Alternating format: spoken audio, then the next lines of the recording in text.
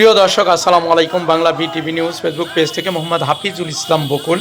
দর্শক, আপনারা জানেন যে 19শে আগস্ট রোজ সোমবার দুপুর একটায় খোকসা একতারপুর বাজারে সাম্প্রতিক ছাত্র জনতার আন্দোলনে নিহত সকল শহীদদের আত্মার মাগফিরাত ও আহতদের সুস্থতা কামনায় শোক সমাবেশ ও দোয়া অনুষ্ঠানের আয়োজন করা হয়েছে। উক্ত অনুষ্ঠানে প্রধান অতিথি হিসাবে উপস্থিত থাকবেন 78 কুষ্টিয়া 4 আসনের মাননীয় সংসদ সদস্য সাবেক সৈয়দ মেহেদি আহমেদ রুমি। তার যে আগমন, সেই আগমনে আমরা দেখেছি যে শত শত মোটরসাইকেল যোগে বিএনপির যে সকল নেতাকর্মী তারা কিন্তু উপস্থিত হয়েছে।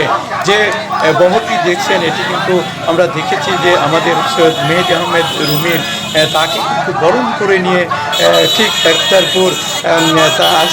একতারপুর বাজারে এর উপরে যে দোয়া অনুষ্ঠান, সেখানে কিন্তু উপস্থিত হয়েছেন হাজার হাজার জনতা। এবং আমরা দেখেছি যে বিএনপির যে সকল নেতাকর্মী তারা কিন্তু এই বহরে সৈয়দ মেহেদি আহমেদ রুমির সঙ্গে রয়েছে। একতারপুর থেকে আমি সরাসরি আপনাদের একটু বিস্তারিত দেখানোর জন্য লাইভে যুক্ত হয়েছি। যে যেখান থেকে লাইভটি দেখছেন অবশ্যই লাইভটি শেয়ার করবেন, নিজে দেখবেন এবং অন্যকে দেখার সুযোগ করে দিবেন।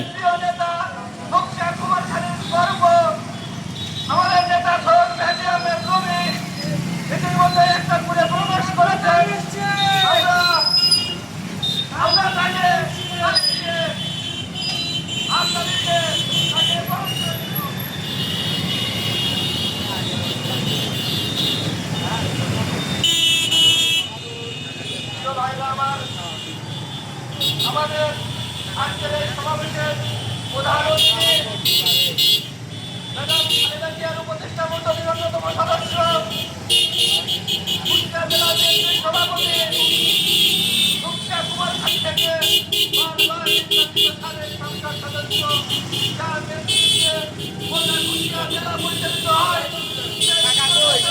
গাড়ি আমাদের প্লেস করছে, এইদিকে তো বৃষ্টি হলে ভিজে যাবেনি, যায়নি, চল যাক গাড়ি চল যাক, গাড়ি এনে উঠে দিয়ে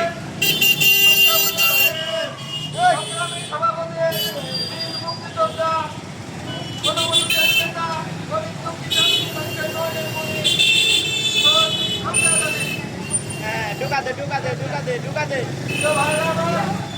আপনারা যারা এখনো সমাবেশে চলে আসেন নাই, সমাবেশে চলে আসেন। ইয়ার কুমার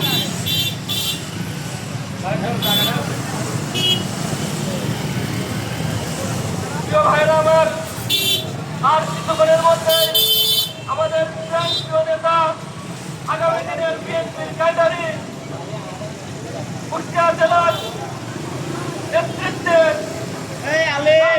এখনো সুসংগঠিত সেই প্রিয় নেতা মেহেদি আহমেদ রুমি কিছুক্ষণের মধ্যে আমাদের মাঝে উপস্থিত হবে।